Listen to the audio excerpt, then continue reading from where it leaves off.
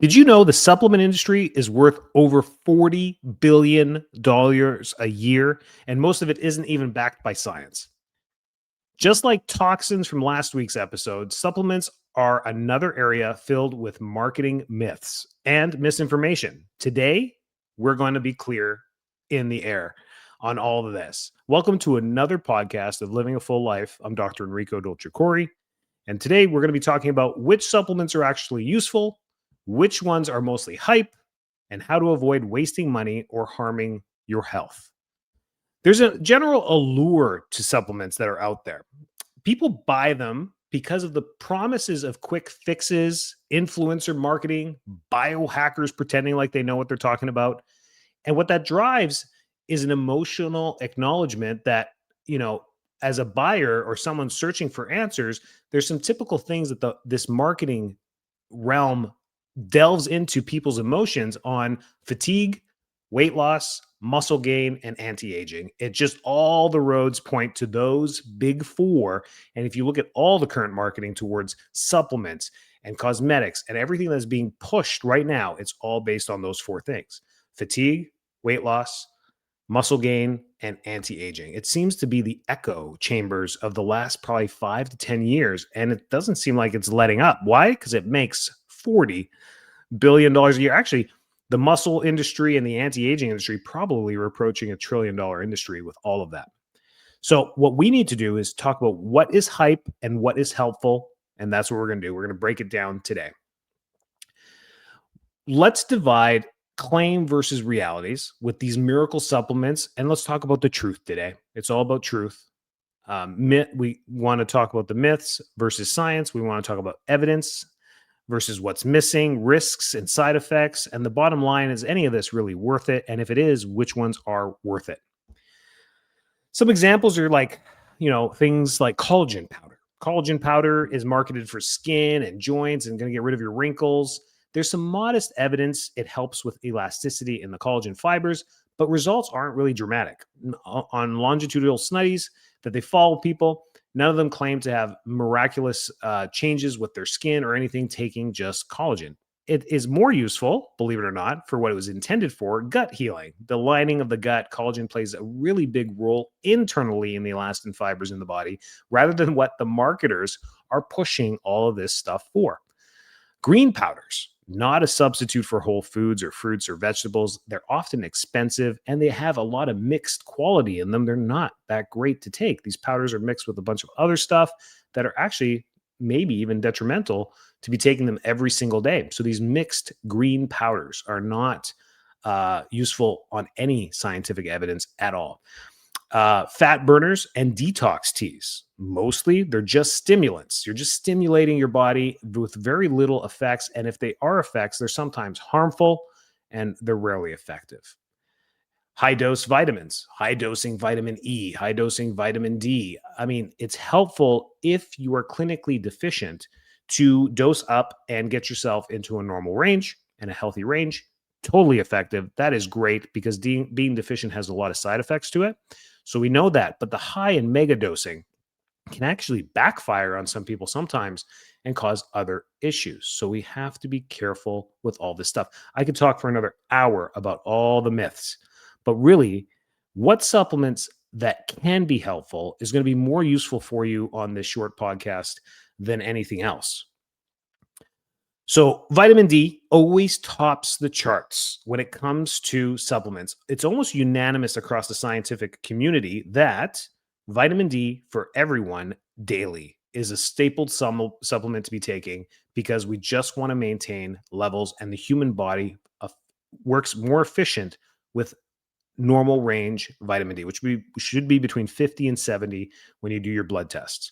Anything below 30 is considered deficient, medically deficient, where you can get prescription vitamin D, or you can start high dosing for that. But typically 5,000 IUs per day for adults from 18 years of age all the way up to 118 years of age. That's what we should be taking to help supplement the vitamin D processes in the body. That's number one on the list across the board, whether you're in Europe, Asia, North America, South America.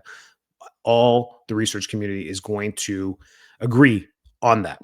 Some will push back saying it's a hormone. It does act as a hormone in the body. but it plays so many roles that the benefits severely outweigh the risks on this when we use it properly per day.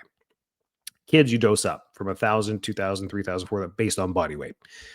Omega-3 fatty acids. Now, this has to be incorporated in the diet, and we miss the target on this when we talk about omega-3 fatty acids. We need to enrich our diet with omega-3 fatty acids. The oils you cook with have to be the cleanest and best oils, and you should never cook with rancid oils ever in your home because you can control what you do in your home. You cannot control when you go to a restaurant and what they decide to choose to cook with, whether it's vegetable oil, canola oil, sesame seed oil, whatever it is, seed oils that are rancid are not omega 3s. They actually break down and become volatile triglycerides, which are bad for you. So, omega 3 fatty acids, if you can enrich yourself in the diet by having coconut oil, avocados, olive oils, eating olives, good fats, butter, these are the types of things that have good source omega 3s in them. And the foods come from seeds, salmon, fish, seafood, tons of omega 3s in there as well. So eating this stuff in your diet can play a huge role. Now, if you're not a seafood person and you cook with a little bit of olive oil, like me, Mediterranean boy, and you're not doing all the coconut stuff and all the other stuff and the butters, and you're not into all of that stuff, and you're like, I don't know if I'm getting enough omega 3. This is the one you put on your shelf. I take it every single day. Omega 3 fatty acid from small, clean fish, krill, just because of the oceans are polluted and big fish are polluted with heavy metals as well. We don't want to be getting them just off the shelf at Walmart or off Amazon. Please don't buy supplements off Amazon. You want to buy this from a clean source distributor, usually medical grade. And they're a couple bucks more. It's not going to landslide or way more expensive than the things you buy at Walmart. So this one is one you want to research, get clean source omega-3 fatty acids. If you're a true vegan and don't eat fish or anything like that, you can get flaxseed extract that gets you the high dose omega-3s as well. That plays from a vegetarian perspective, but those are probably the two biggest ones. And if you turn off the podcast right now because you got to go on with your day, I think that's a win. But we're going to keep going. Magnesium. Magnesium is a driver. If you've been part of the research, I started, pre-med. Oh my gosh, pre-med. 1999, 2000. Oh my gosh. So let's say 2000. It's been 25 years in the medical community learning about this stuff. We were talking about magnesium transporting vitamin D for many, many years. We're like, what's going on? Is it magnesium? And then what ended up happening is like, oh my gosh, it's the vitamin D that's doing all the transporting, not the other way around.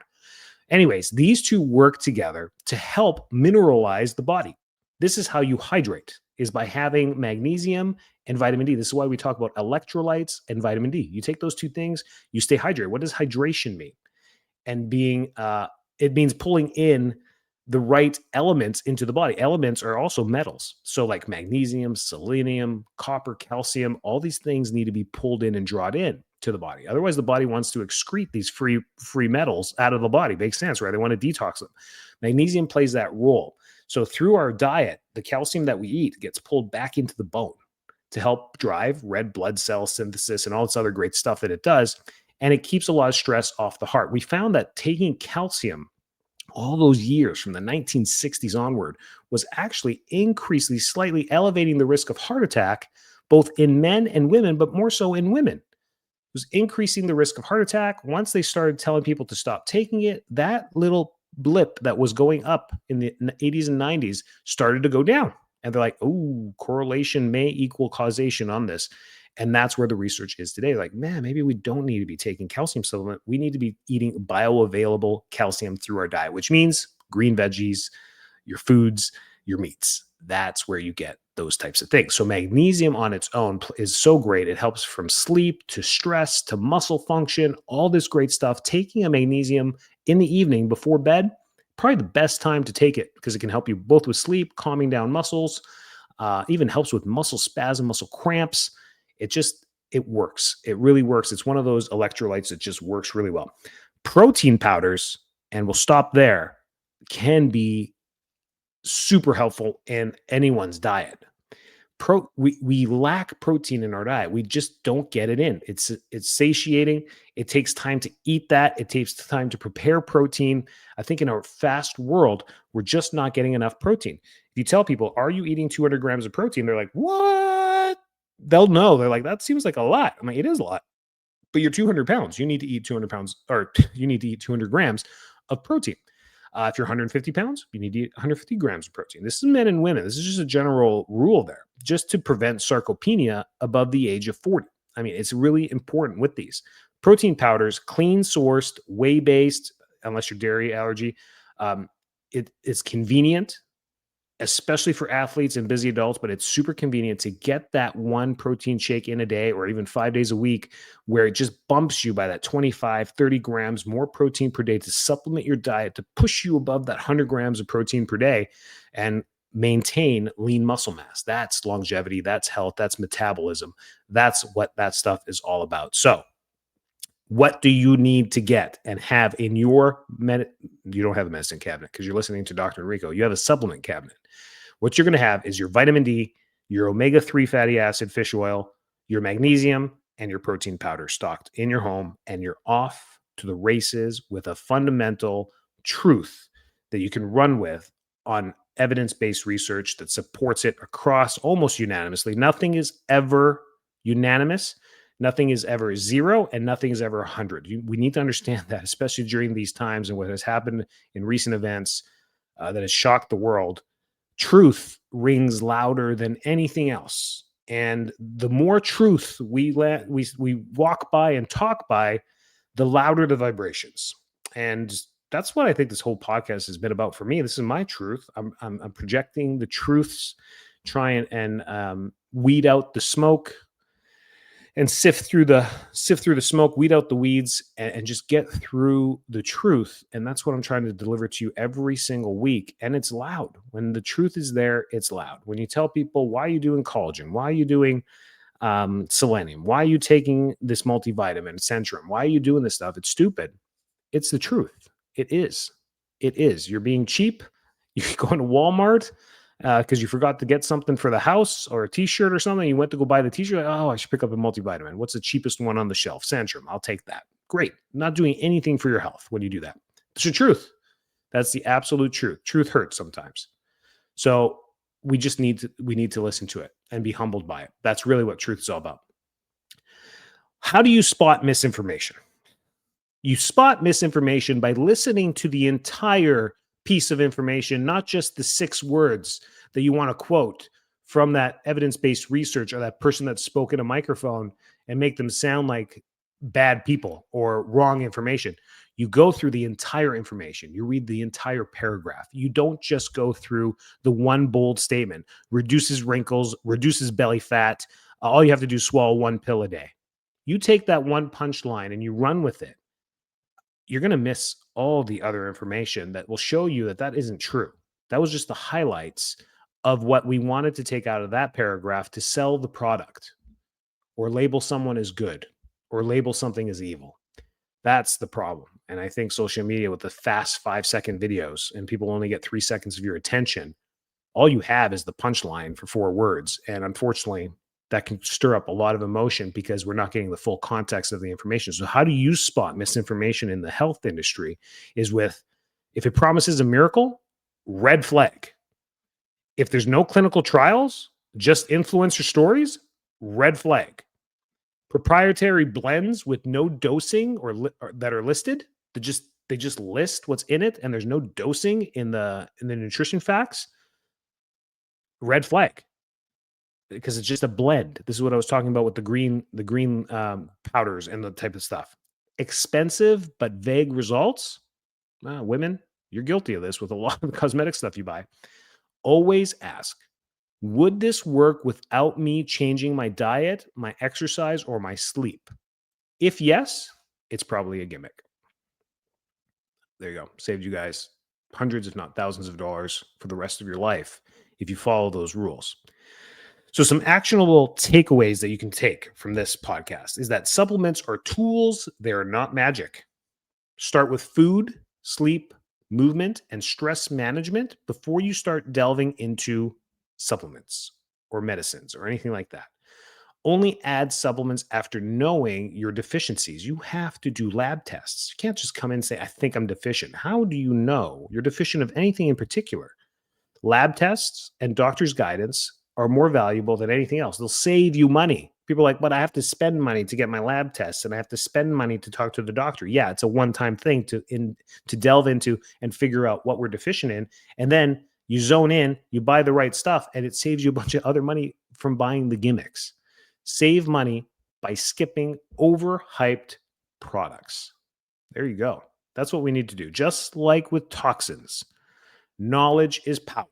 Don't let hype drive your health decisions in any way. Let truth and evidence guide you when you make these decisions for you and your family.